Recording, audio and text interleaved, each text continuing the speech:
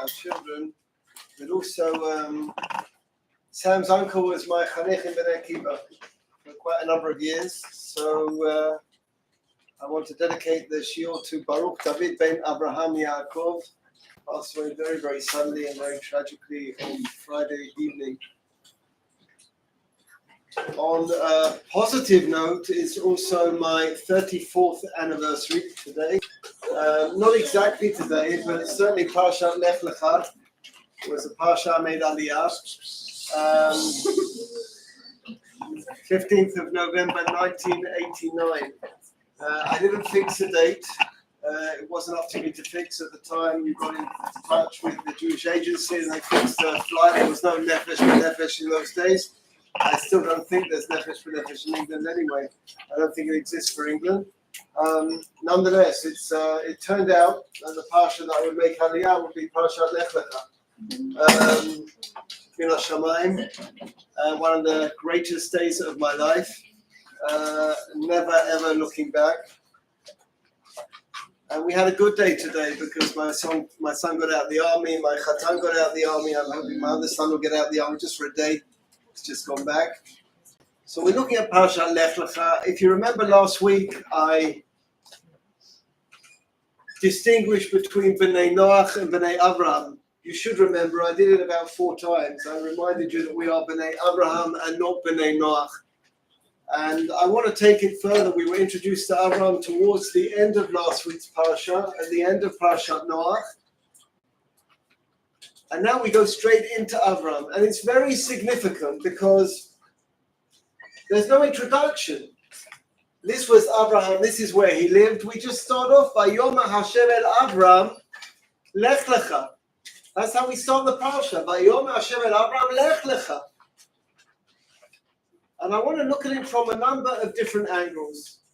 See Rashi, Lech Lecha. Now, Lech Lecha, it's hard for us to know. We're not experts in grammar. At least I speak for myself. We're not experts in grammar. But if you tell someone to go somewhere, you normally say Lech. Telech, Teiseh, Ta'aleh, Tered. What's Lech Lecha? What's Lech Lecha? If you look in the English translation, it might say, get thee out. Lech Lecha, it's the thee is the added, get you out. So have a look at Rashi. Rashi didn't miss this. Lahana'atcha u'letovatcha, for your benefit and for your good. The Sham esecha legoy gadol, there you will be a great nation. There is here. The Kan iyata zocheh levanim, you will not be able to have children. Abraham hitherto didn't have children. V'od she'odia tiva'acha ba'olam, and the world will know of you. Once you get there, remember Abraham is Abraham ha'ivri, the outstanding, the determined, the opinionated, and the believing Abraham. Have a look at Kli Yakal. ונראה לפרש שהעתיקו הקדוש ברוך הוא מעניין לעניין כדרך שמחנכים התינוק, כי אולי יהיה קשה עליו לקבל הכל בבת אחת. It could be. Come sit. You want to sit down? There are chairs. I don't want you to stand for now.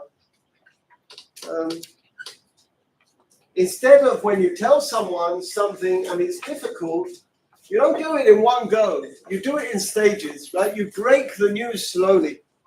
That's done very often to us without us even realizing it, with press releases of certain things that are done very slowly. I don't know whether you're aware of this. Almost an entire platoon of Golani was massacred on the first day of this war. Gdud 13. It's my son's Gdud. He wasn't there. But they didn't release the name of the platoon every day. They released it bit by bit. That's 70 soldiers. But most people who were first on the scene were killed, right? The numbers were ridiculously not in our favor. We weren't ready for this. And the release was very, very slow of the information, so people would be more panic-stricken than they already were on that day.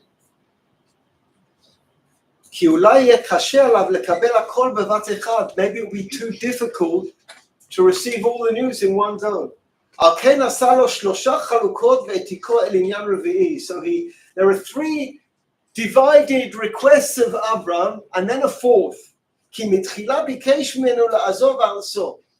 First, he asks him to leave his land. Now, it might be a big thing to you when you contemplate leaving the land that you grew up in, because you're used to that land. If you're an American, you're used to America. You're used to those Dunkin' Donuts, right? The Dunkin' Donuts and the Starbucks and the various things that you get in America, which you're used to them. You grew up on them.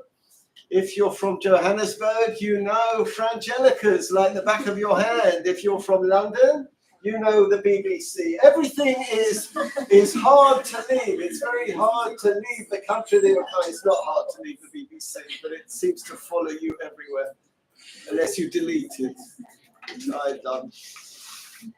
לעזוב בארצו זה שאלה קטנה. It's difficult to leave your land. כי אין לאדם תועלת מארצו יותר מארצות אחרות, because at the end of the day, it's the least difficult, but you don't get so much from your land.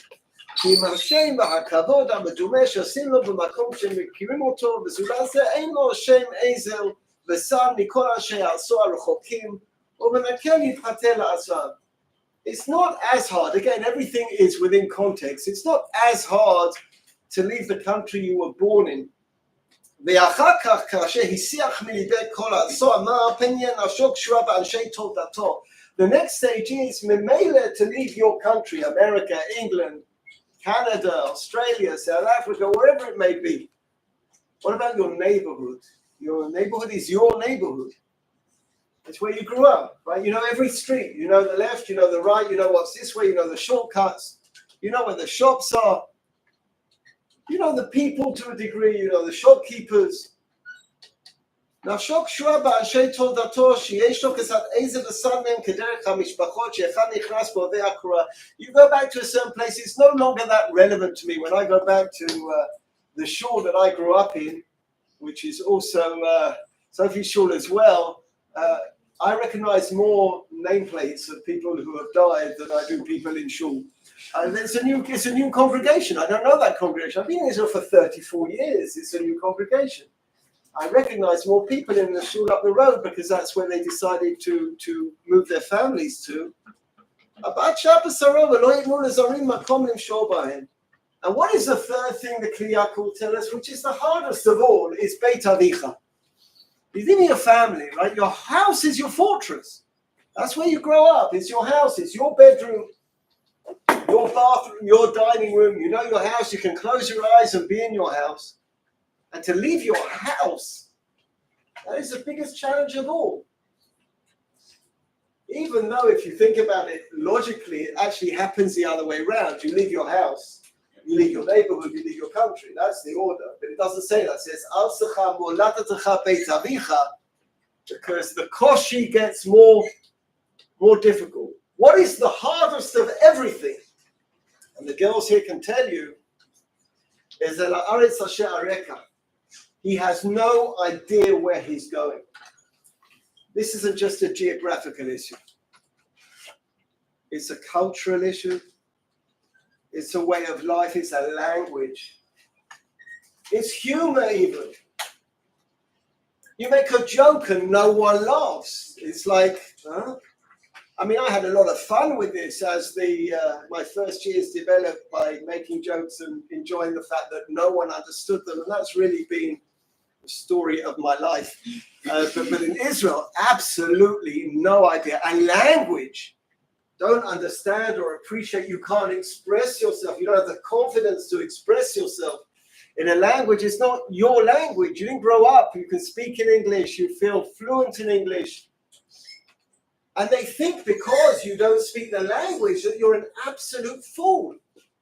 I have to tell you one thing that happened to me. I lived on kibbutz. And I had run a youth movement, which was a national youth movement of quite a serious size. So I'd been a real Rosh Gadol. And I was working on the back of a tractor. This really happened. A guy my age is in charge of the tractor. My job, big job, they were like putting weed killer on the ground, and I was standing on the back of the tractor, and there was blocks of weed killer, and there was a knife going round and round, chopping the weed killer, and if it got stuck, I had to knock the side of the tractor. That was my job. And then my Israeli peer says to me, Aval David, Don't put your hand in when the knife's going round. I was 23 years old, but with the straightest of faces, I turned to him and said, Lama.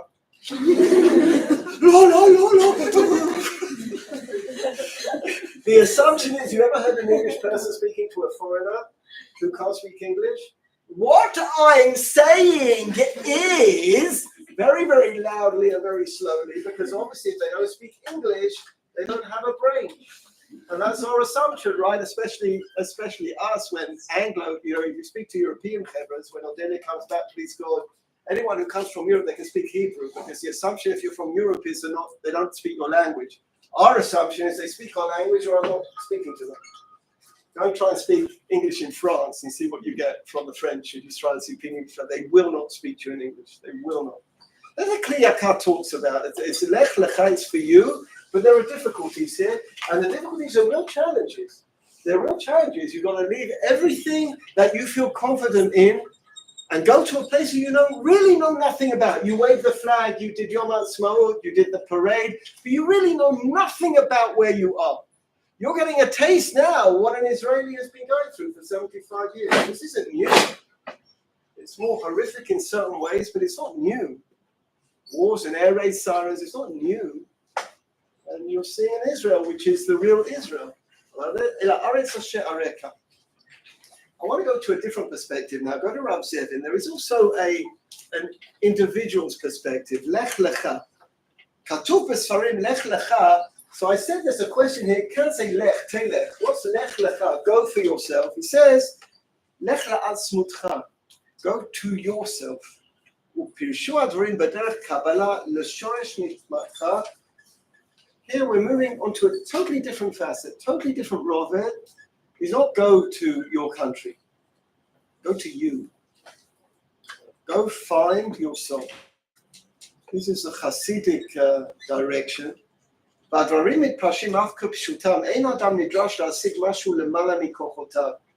person isn't required to achieve anything that is beyond them. Beyond them. We spend a lot of our time comparing ourselves to other people. And that really isn't our purpose. The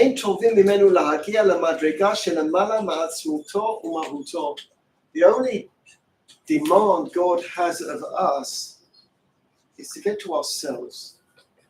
Is to do what we can do. אבל מה שכן טובים ודורשים ממנו הוא שבגבול כוחותיו ובתחום כישרונותיו, to reach the limits of my strengths and my abilities, ישיג ויפעל את המקסימום שאפשר לו להשיג ולפעול. I can do whatever I can do. לך לך. Go discover yourself. No one else. Not in comparison to anyone else. Not what they're doing. I'm not looking at anyone else. Just לך לך. והוא שאמר הכתוב, כל אשר תמצא ידך לעשות בכוחך עשה. Anything that you can do, you must do.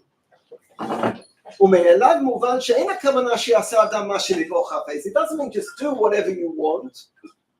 כלום הפקר העולם. The world is not הפקר. אבל הכוונה אין דורשים ממך לעשות יותר מכוחך. God has no demand of you than to do more than you can do. You, לך לך. אבל מה שהוא בכוחך אתה חייב לעשות. What you can do, you have to do. Not for your mom, not for your dad, not for your teachers, not for your siblings, for yourself. You have to be able to look in the mirror and know that you have done what you can do. וכאותה אמרה שמוסרים בשם הצדיק רב זושה מאניפולי. You know the quote, Reb Zusha was Rabbi Elimelech's brother. הוא היה אומר, אם יאמרו לו בעולם האמת. He used to say as follows. You've heard this before, but just in the context of what Rav Zevin is saying. Rav Zevin, by the way, was Chabad. Right? He was the author of the Encyclopedia Talmudic, but his roots are in Chabad. Im Yomruli Ba'olam Ha'emet. Reb Zusha used to say, if they ask him in the world, Zusha, Lama lo ayita kamo Baal Shem Tov? Why were you not like the Baal Shem Tov? Lo yitrek, that won't bother me. That question won't bother me. You think I can be like the Baal Shem Tov? If they ask you, why weren't you like the Maggid Mimezrich? לא יהיה אכפת לי כלום, that doesn't bother me at all. וכי מה אני ומי המגיד ממזריש? Who am I and who is the Magid ממזריש? אלא ממה אני מתראה, but what am I most worried about when I get to heaven? They will ask me, זושה למה לא היית זושה? Why were you not זושה? Why didn't you do what you could do? What anyone else could do? לך לך. זושה הרי יכולת להיות, ולמה אף זה לא היית? You weren't even זושה. I expect you to be Abraham. I don't need Abraham. Abraham has been and gone. He played his role. He did what he did. We don't need Abraham Avinu now. Believe it or not, we need you. Believe it or not, we need me. Because God created us and we have a purpose. And God wouldn't have created us for no reason. ובמדרש אמרו, מדרש אמרו, 10 מיני בהמות מסרתי לך 3 ברשותך, ו7 שאינם ברשותך, לא אמרתי לכם להביא לפני קורבן מאלה שאינם ברשותך, אלא מה3 שברשותך. מעשה אבות סימן לבנים, כל המעשה עם אבות, everything that's done with the fathers, וכל שעשו האבות. Look at this parsha, it's unbelievable. Abraham is promised Israel. He's told, go to Israel, leave everything and go to Israel. When he gets there, there's a famine. He has a choice, should I stay or should I go? And the Ramban says it was a sin that he left. He should have had faith. He should have stayed. And then in the same parsha, we have our cousins are kidnapped. And Abraham has to get up from Israel and all the way north. It was past Damascus. He had to go and fight, go to a war to free his brothers from captivity. Maaseh avot siman levanim, things are happening again and again and again. Lefichach, and therefore, techilat dvar Hashem el Abraham hayta lech lecha. I've got to be able to and there's no social media about this, and there's no news flashes about this or breaking news about this, about me and me. About me looking for me. That no one talks about that. And that's our main task. Ultimately, that's our main task, is me going in search of me. So 2 themes. We have this macro theme of going to Israel and this micro theme of going to ourselves. Go over the page to the Maldim.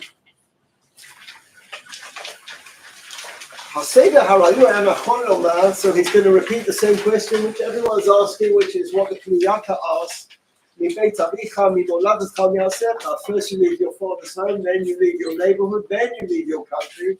Why didn't he tell him where to go? Why did he give him such promises? So now he answers the Malbim, ויאמר השם אל אברהם לך לך מארצך, אמר לו שתכלית העיסה הוא שיפרד מדעותיהם ומעלליהם הנשחטות. That leaving is not just to leave a place physically, it's to leave the norms. You know I'm fanatical, ladies, but I have to tell you, not only do I only want to be here because my whole family's here, even if they weren't here, I'd only want to be here. I so don't want to be in Chusaris. I so don't want to hear and have to battle with these news companies and with their nonsense and with these Arab demonstrations who are justifying cutting the heads off babies and raping women and what they did. Booby-trapping bodies, that's what they've done now. There are still bodies, so there's booby-trapped bodies. That's what they're doing. I so don't want to be there and have to stand in universities in Chutzais and have to deal with this sheker. People who are pseudo-intellectual and they care about this and care about that, but they don't care about anything really. Anything that you can maim the Jewish people with. I so don't want to be part of that world of sheker that claims to be liberal and is not liberal. It's not liberal. It's not pluralist. It's only pluralist if you agree with what they want you to say. But if you dare say something else, they shut you up. This isn't freedom. This is this. This is this. I so don't want to be there. He says, you've got to get away from these dayot. I'd rather be here with all the challenges that we have here. I have my army. I have my police. I have my people. I'm surrounded by my people. I go to shul at night and I might feel sorry for myself for 1 minute and I look around and I think, well, we're all in the same boat. Who's going to moan? Who hasn't got a child on the front line? Who? Everyone's got a child on the front line, or 2, or 3, or 7.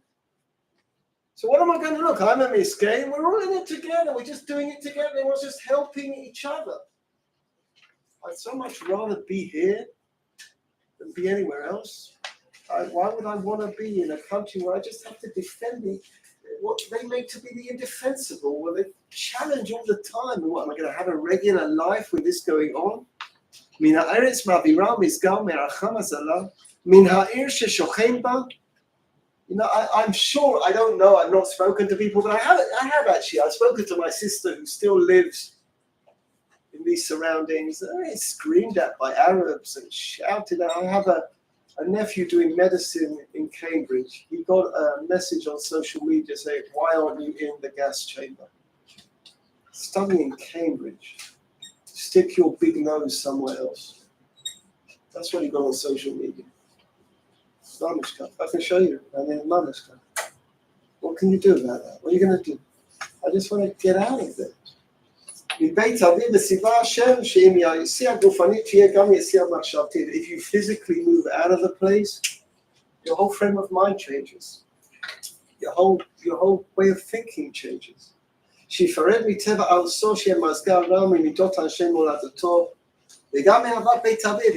was an idolater. You move out of the physical arena, you move into a totally different spiritual reality. And then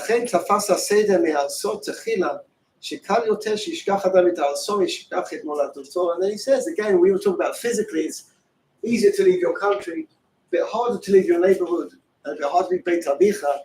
As far as the influence is concerned, it's easier to kind of give up on the norms of your country, harder to give up on the norms of your neighborhood, and even harder to give up on the bad habits you might have picked up in a bad environment, a closer environment. So that again, the Malbim has gone on the personal level of the Lech Lecha being a personal level. Have a look at the Netivot Shalom. ויום השם אל אברהם לך לך מארצך וממולדתך מבית אביך לארץ אשר אראך. היית במדרש אמר הרב לוי 2 פעמים כתיב לך לך, ואין אנו יודעים איזו חביבה עם השנייה עם הראשונה. And here he gives us, let me tell you the Netivot Shalom outside because it's too long for me to read it all to you. There is a midrash, and the midrash says twice in the Torah Lech Lecha. This one is Lech Lecha me'artzecha v'moladtecha, leave your home. And the other is Lech Lecha el Eretz HaMoriah. That's next week's parsha, it's the Akedah. And Rabbi Levi in the Midrash asks the question, what is the greater challenge? Leaving your home or the Akedah? And the Netivot Shalom says, what a ridiculous question. I mean, it's hard to leave home, but it's much harder to kill your son. What's the question? And he answers in the following way, which I think you're experiencing and have experienced. So there are 2 types of challenging we have in our lives. We have a challenge which is the Akedah. Everything's good. Everything's wonderful. And you wake up one morning and God says, go sacrifice your son. It comes out of nowhere. It just comes out of nowhere. You're smiling, happy, someone knocks at your door, bad news, and blah, you've got to deal with it. That happened to all of us on Simchat Torah, right? Simchat Torah was just a regular Simchat Torah. The night was a fine night. I'd have it early, and then my wife came running to shul, said that there's sirens going off, and I was Bamuslim, so I just started. It was 9 o'clock in the morning. It happens very often, so I didn't really pay attention. And then she comes knocking again. My dad was there. I said, my dad, whatever. It was a shock out of nowhere, and I didn't turn my phone on because I didn't need to turn my phone on. I have 2 sons who got called up who had their phones on. And what you're hearing all day is rumors, and the shock is that immediate shock. They're just saying immediately, they're saying hundreds have been killed. We didn't hear about that. I wasn't here during the Yom Kippur War. It wasn't like this anyway then. That's a challenge of a challenge that comes out of nowhere in life. The Netivot Shalom, carrying on the theme of Rav Zevin, is saying, Lech Lecha me'artzecha v'moladtecha mebeit avicha, is go find yourself. It's a different challenge altogether. So how do I find David Milson? I'm not talking about David Milson you see. I'm not even talking about David Milson that I see when I look in the mirror. I'm talking about the real David Milson when a child is born. A child is born pure. Every baby is born pure. Every baby is born pure. We all came out very, very pure. Let me start somewhere else. We were on a tiul in Eilat many, many years ago. Something that I'm not sure I'm going to do again. But we were on a tiul in Eilat many, many years ago. You know these tour guides, not Eitan, but the girl tour guides, like the Chirotumi guys, they always draw pictures for you and they have things out for you, and then this chocolate represents this, chocolate represents that, and they've got a... So we've done a tiul for 4 hours. We're at the end of a tiul. It's my niece, is the madricha, bless her. My niece turns around to the girls and says, the girls can see the hotel. You can see the hotel from the mountain. They can feel the showers. They're discussing who's going to beat the first girl to the shower. Right? How am I going to get to the shower? I'm going to run to the shower. I know we don't do that, but and they're dreaming of the shower. And the madricha says, everyone sit down. I want us to meditate. Oh, my word. Superlatives I cannot repeat. Each goes, oh my God, now, and this madricha, totally oblivious to what's going on with the girls. I want you to think about life. And you can see on the girls' faces, listen, lady, I'm thinking about the shower, I'm thinking about the makolet at the hotel, I'm thinking about everything at the moment except for life. I don't want your pictures, I don't want your acorns, and I don't want your chocolate bars. Well, maybe I have your chocolate bar, but I don't want anything else. And the girls are really fed up. She's my niece, what can I do? So she said to them, I want you to tell me what you feel about the desert. And many of the Americans, English girls were about to explode. Listen, I don't feel anything at all. I certainly don't feel anything about the desert. And if I do feel about that, you think I'm going to share it with you? I'm not going to share anything with you. But the Americans also, who don't mind feeling and sharing, they didn't want to know at all either. So I had to back her up. So I said, I just want to say one thing. Because I don't like the desert very much. I don't know what I would have done had I been in that generation. But I love the north of Israel. I love the north of Israel. I want to retire to the north of Israel. I can sit in, not tiul, I'm not great on tiulin, but I can sit with my chair in the middle of a river and a book for hours in the sun. I just do that. My wife goes, she comes back, and I'm just sitting there. I might have a can of beer sometimes there, just to make sure no one else has it and make sure that it's protected from that. I live for hours, just in the streams of Nachal Dan. I sit there for hours. And I asked the girls, I said, well, what is the difference between the Midbar and the Galil or the Golan? The Galil more, but parts of the Golan. I said, this is just my interpretation. The desert is the world without any clothes. The desert is the world the way it was created. The Torah was given in the desert. It was given without any additions. When we celebrate our independence on Pesach, we do it with matzah, because matzah is bread with no addition. It's just flour and water. It's got no addition to it. It's pashtut. It's the truth. That's how Adam and Chava were right at the beginning. They had no clothes on you. The minute you put on clothes, you define yourself how you want to. People define you how you look, but that's not who you are. I've said this often, but there is a place in Auschwitz-Birkenau. There is a place called the sauna. The sauna is just by Canada, which was a place where the Jews who were lucky enough, if there's lucky enough in Auschwitz, to select clothes, they used to go. And the sauna is where the Jew who was selected to live went through the sauna. At first they took their clothes off, then they shaved their hair. And then in Auschwitz, they gave them the tattoo. In Auschwitz-Birkenau, they gave them the tattoo. It's one of the only places they gave them the tattoo, in Auschwitz-Birkenau. We don't often go there because it's a long way away from everything else. But when we do go there, and even sometimes when we don't, I say to girls the following, what was the purpose? When a Nazi comes along and he takes away your clothes and he shaves your hair, the testimonies are that sisters looked at each other, they didn't recognize each other. Because when you shave your hair, you look like a different person. I don't have to tell you how much your hair defines you. So you shave someone's hair, they lose their identity. And then you give them a number. So that cow. The whole purpose of the process was to remove the identity. That's what you get from Nazi animals. But you understand, you can never remove a Jewish person's identity, because his identity, or her identity, is their neshama. It's not our clothes. It's not our hair. It's not a number. And the more they remove these things from us, the more they force us to recognize our real identity. How often do we do that? How often do we recognize our identity? I mean, the real David, not the Rabbi David, not the. I've had so many different names in Bnei Akiva. I was Rov Dov, I was Dave the Rave, I was just Dave. So who is the real David? Well, the real David's I don't know who he is. I'm still searching. I don't know who he is. But it's definitely not because of my clothes. It's definitely not because of my glasses. It's there can be people who dress up as me in the week of Purim, and they'll put the vest on, and they'll get their round glasses on, and they'll say by phone, and they'll say, "Oh, I'm Rob Milson" or something, or they'll wave a flag. But I don't know. Actually, I don't know. I know what I would like to be perceived at, but what am I really? So you come down as a neshama, a pure neshama, and what happens?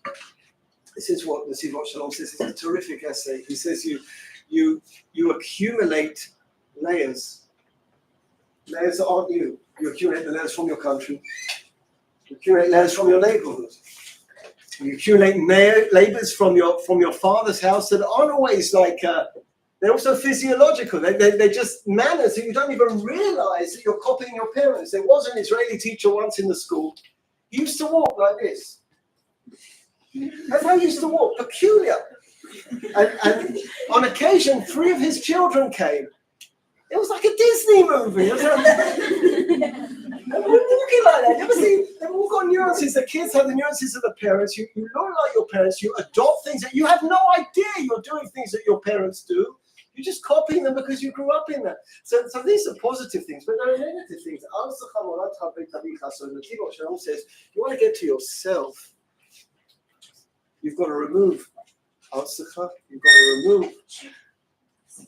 You have to remove Beit Avicha. That's remove all the layers. Otherwise, you can't find yourself. So now you understand what's the harder challenge. You have this pitom test where something happens to you out of the blue, akeda. You have the ongoing day-to-day test. And the difficulty in the ongoing day-to-day test is the accumulation. It's not that today's a challenge, right? It's today's a challenge in addition to yesterday, which is a challenge in addition to the day before. We've had both. We are having both, right? We had the shock of the first day, which was a shock for all of us. For the rest of my life, I won't forget that morning where I had to say goodbye to my sons in uniform. The rest of my life, I was falling apart. Never imagined I'd have to do that.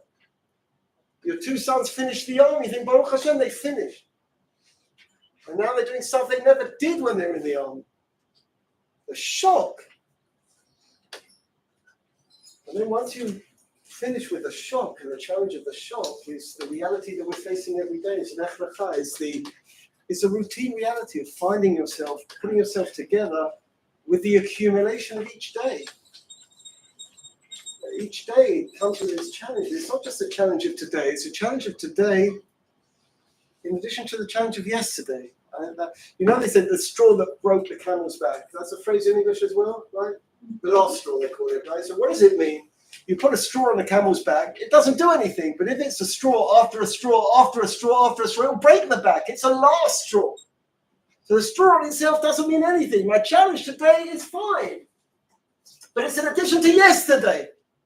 In addition to the day before, and 2 weeks of the challenge. So totally did you understand it? It's not such a partial question.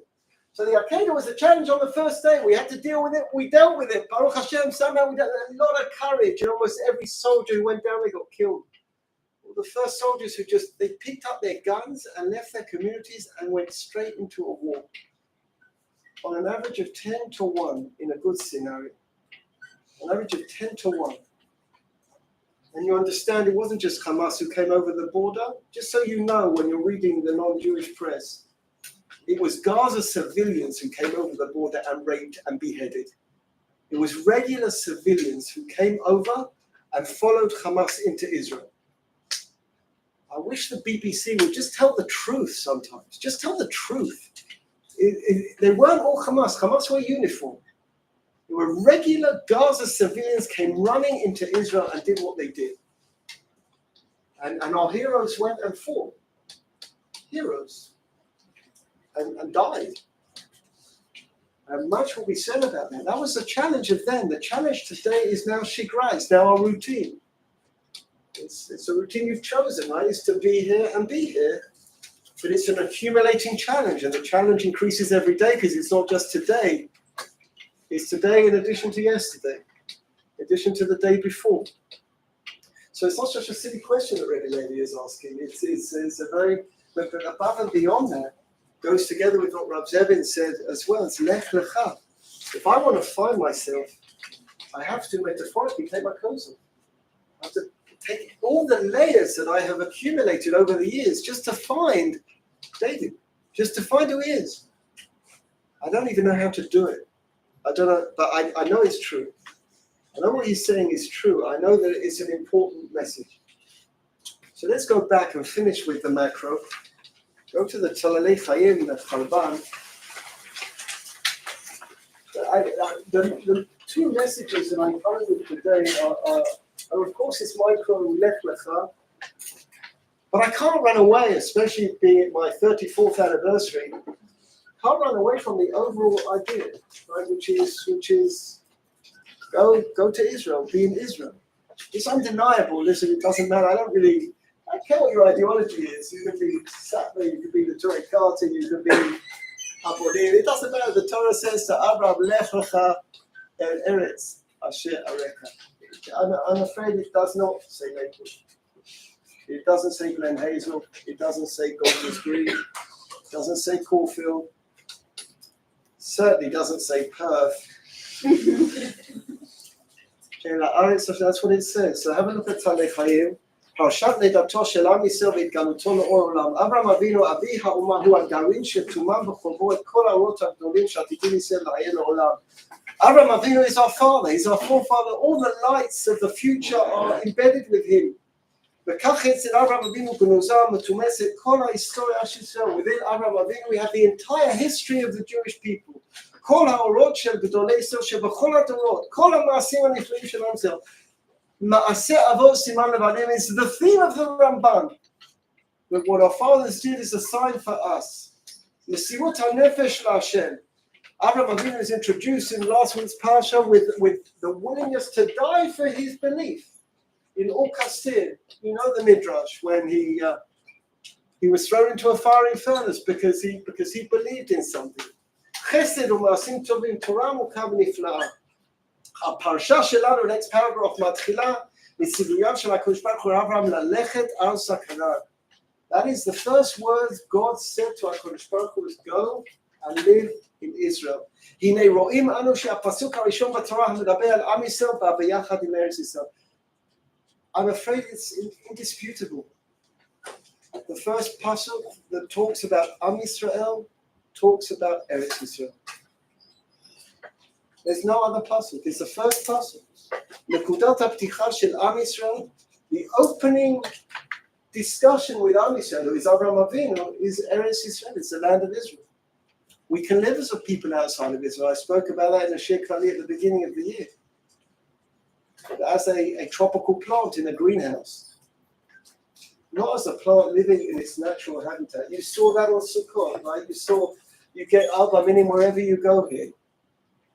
When I was on kibbutz, I used to change my lulav every day. The cost of a lulav in Israel is about 5 agorot, not 80. They charge 80 because people think we're still in Russia. Etrogs and lemons, a good etrog should cost 20 shekel. There are no end of etrogim in Israel. Hadassim, the 4 species were given to us to use in Israel because they grow in Israel. So they couldn't find them in Vilna. So what does that mean? You can be a Jew in Vilna. You're not meant to be a Jew in Vilna. You can be a Jew anywhere in the world. You can get Badatz, Mahadrin anywhere in the world. But Am Yisrael belongs in Eretz Yisrael. It's not just a detail in the lives of the Jewish people. It's a qualitative definition of Am Yisrael. You can see it now, the Jews in how much they want to be here. How much they feel that they belong here, even if at the moment they can't, because at some stage in our lives, we are reminded, if we don't want to remind ourselves, that we don't belong where we are. If we don't remember, they remind us. So we don't belong where we are. Then we become like paranoid Jews, and one guy says something positive, and we just forward it to each other all day long. Oh, I found one guy in America who said something positive, and we're all forwarding this person. It's 1 in 1,000, right? But we're, all the Jews are watching it and oh, that's great. Oh, that's fantastic. Oh, that's wonderful. So if you don't think, normally, you don't feel it out. Now you do, right? Because when push comes to shove, we're just one people. That one people belongs here. The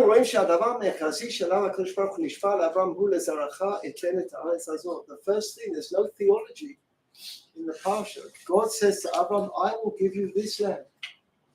This land. ירושת הארץ היא העומדת במרכז הפרשה וסיבה ניתנים כל מלכים אברהם אבינו.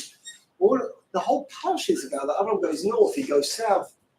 It's all about Eretz Yisrael. It's just all about the land. You don't have to be Rav Shvat to see this. You don't have to be coming with your guitar and talk about going to Canaan land. And it's in the Psukim. It's in the Psukim. You don't. Many years ago, it still bothers me when I have this recall. We used to go to Russia. You know, if you had a foreign passport, not an Israeli passport, I don't know whether you did this, but when I was 23, I went to Russia. You met someone from the Mossad in Hampstead, it was actually. I met him, and they gave you a brief, and you went to Russia. I went to Russia for 2 weeks. This is when it was still a Soviet Union. And we smuggled books. That's what we did in Russia. We smuggled books. And I went to the Soviet Union. I spent a week in Moscow smuggling books. And then in the second week, I went to 2 places in the Ukraine. One was called Chernyakov, and one was Kishinev. You know, heard of Kishinev. And I was in Chernyakov, and this really happened. And I was, today I'm a bit calmer, but then I was arrogant and fanatic and out of control, like humming Yad Achim wherever I went, and the Israeli flag was like tied to my body. Now it's just hanging on my shoulders, and because I am a flag. I don't need a flag. I am a flag. So, and we got into this house in Chernovsky. This was my experience. I just relate to the experience. Take into account I was even more immature than I am now. Sorry. And we get in there, 2 Bnei Akiva boys, and there are 2 chevra there from Lakewood. So we brought Bnei Akiva stuff, we brought phone and a few things. The guys from Lakewood brought video cameras, and we felt like it's like classic England America situation, like we brought you a car and a house and an aeroplane, and we came in with a couple of books or whatever. And then the guy gives a couple of whatever rubles or whatever to the Russian post. He says, "Can you just get us a drink from downstairs?" So we have a situation now. I'm sitting in a room. There's me and my friend Johnny Rabiris. He lives in Netanya, and these 2 chevra from Lakewood. And the guy from Lakewood turns around to me and he says, "Eretz Yisrael." That already makes me blow up, right? Because there's a Medina here. It's not just the land. We have a state. He says, "Eretz Yisrael is good for the Russians, but the real Jews belong in Lakewood." That's what he said to me. If he said it to me today, you would have to call murder. If you said to me today, I'm not in a healthy enough situation to be able to control myself. So I said, "Pardon." We don't say excuse me. I said, "Pardon." So he said, "No, Eretz Yisrael is good for the Russians." He repeated it. But Lakewood is where the Jews should be. And I exploded. It was almost embarrassing because this Russian bank came in the middle. We're almost at fists. I said, "What are you talking about?" So then he starts saying, "Name me Gedolim that live in Eretz Yisrael. Name me Gedolim." He says, "All the Gedolim live in Lakewood. All the Gedolim live in..." And he says, "Name me the Gedolim. Name me the Gedolim. Name me the Gedolim." And I'm bursting. I think, "What about Moshe Rabbeinu, Yoshua, Shlomo, David HaMelech? David HaMelech! Is he not a gadol? David HaMelech's not a gadol. Avraham Avinu, Yitzchak, Yaakov, Sarah, Rivka, Rachel, and Leah. This is how I am 30 years later. Can you imagine how I was in that? He said, "You want about the Gedolim?" I said, "I don't know about the Gedolim. You asked the Gedolim. I'm talking about Tanakh.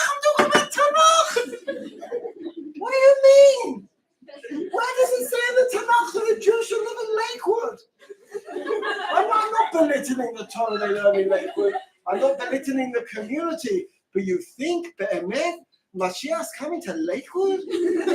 You think that? You believe that he's going to walk through Golden's Green? Honestly? The Mikdash is here, it's down the road. I understand if someone says they can't live here because of family, because of finance. I'm not interested. I moved out of that area a long time ago. I never speak about why other people should make Aliyah. I speak about why I made Aliyah. That's where I am. But don't tell me it's the ideal. What are you talking about? Look at the parasha. Avram is a father of the Jewish people.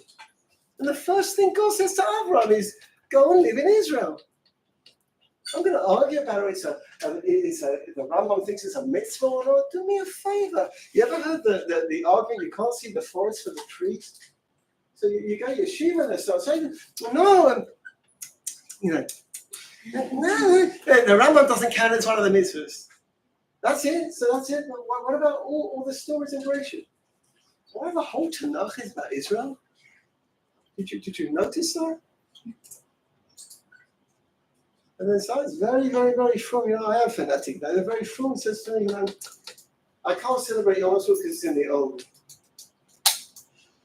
Have you lost your mind? You know the story about Rabbi Akiva? You do know the story. It's at the end of the Gemara. You know the story about Rabbi Akiva? When he goes on to, he's overlooking the old city of Jerusalem, and he can see it's in its destruction, the end of Gemara Makos, and his friends are crying, and he's laughing.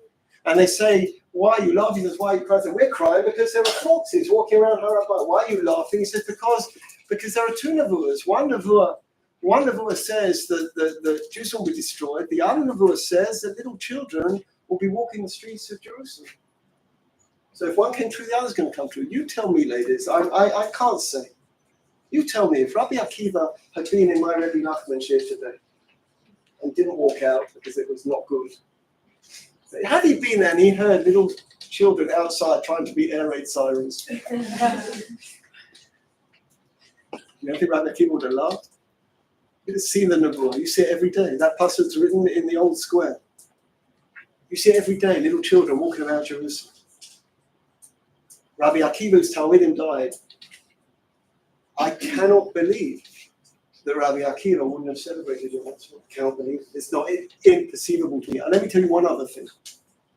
Because we're on this subject, there's no free evening, nothing, right? But the Rambam came to Israel. Nedaliah came to Israel.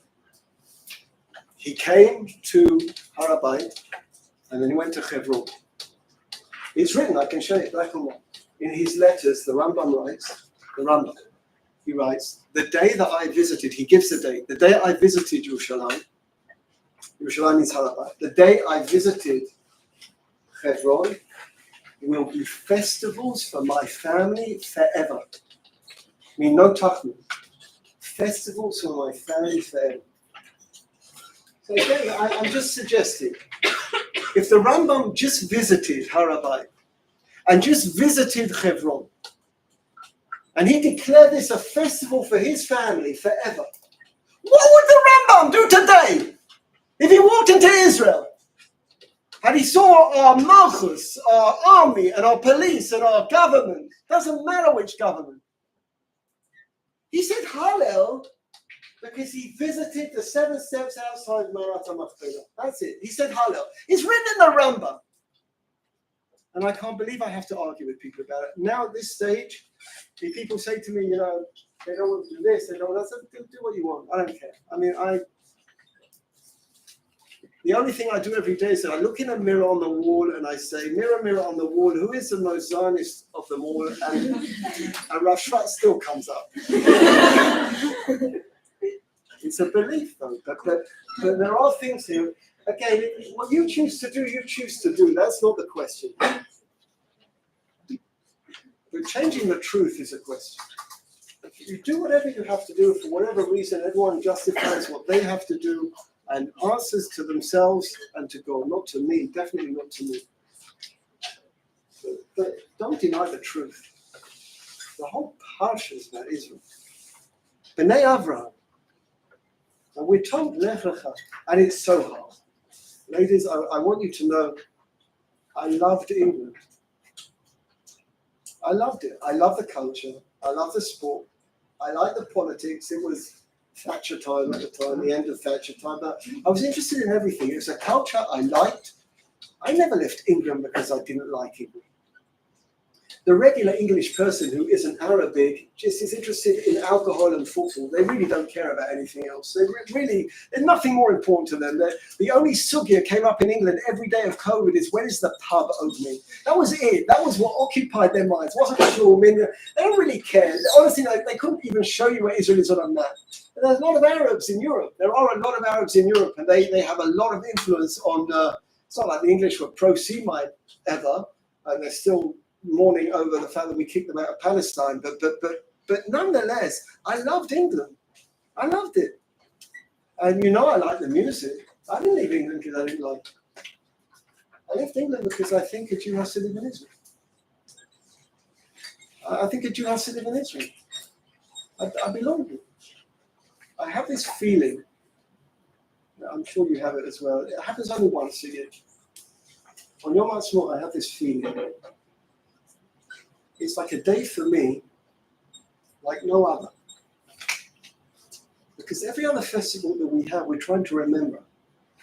We're trying to remember how we came out of Egypt, how we got the Torah, remember how we lived in Sukkot. And to be honest, I don't actually remember what I did yesterday. So it's hard for me to remember how I came out of Egypt. I worked very hard at the Seder table to keep everyone interested and make it relevant.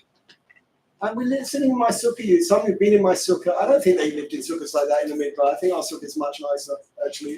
They had divinity over them. But I think our sukkah is much nicer. And on Shavuot, I learn Torah every day. So what's so special about Yom Ha'atzmaut? I'm not remembering anything. I'm living it. It's not something that happened. It's something that's happening now. It's happening right now. We are living history. And we have a choice if we want to make history. So I don't think I will be able at the moment, or if it's not, to be able to list any real achievements in my life that are worth writing a book about. But one thing I remember on a daily basis is that I came to this country on my own 34 years ago, with one distant relative in Hadera, who I didn't like visiting. And 34 years later, I have a house, I have a wife, I have children who do me proud, I have a son-in-law. I came with Ephes. And I have an Israeli family living in Israel. And in 34 years, I have never, ever looked back. I don't intend to. And again, this is just to make this as an ideology that isn't part of Judaism is to not read what's written in the Torah. You can say whatever you want. Again, everyone does what they actually do, but to say this isn't the truth. The first time God speaks to Abraham, he says, "Go and live in Israel." That's what he says. We have so many messages here. It's such the minute we leave Benin, I always feel a relief. You have the refrigeration and Nach and to deal with general things, and then we get to Am Yisrael, the pluses, the minuses, the story of our people, which is an ongoing story. And one final thing. I don't know how much you know what's going on in this country the days before this broke out. But things that I've never ever experienced in this country. There is a regular minyan in Tel Aviv every Yom Kippur out in the streets. And a big fight broke out about this minyan. On Yom Kippur. People broke it up, whatever. I don't know the ins and outs. I know what was reported, but that doesn't mean I know. And a day before Simchat Torah, they were starting to argue about Hakafis. And I'm talking about literally people at each other's throats. I was at a Shiva house on Friday. My son's Rosh Hashiva, whose son was killed first day of fighting. And his wife told the following story. She said during the Shiva, Rav Lau, Chief Rav Lau, the old Rav Lau, he came to see them. and some Gerach Hasidim also came, and some Chilonim also came. And during the Shiva, it's in Tel Aviv, right? So the siren goes off quite a lot in Tel Aviv. The siren went off and they had to go down to the shelter. And she said, you won't believe this. This Am Yisrael that was at each other's throats 2 weeks ago were huddled together in a bomb shelter. They're huddled together in a bomb shelter. Like Gerach Hasidim, Chilonim, Rabbi Lau, all together. So we know to say a lot, Eli Eretzacher. The name of our WhatsApp group for people who made Aliyah is called Eli Eretzacher. We will also be reminded to Eli Amacher. Only have one people. And if we don't know how to put each other together, so the Goyim put us together. Something I say time and time again. In the mass grave in Warsaw, a mass grave in Hebrew is called Kever Achim.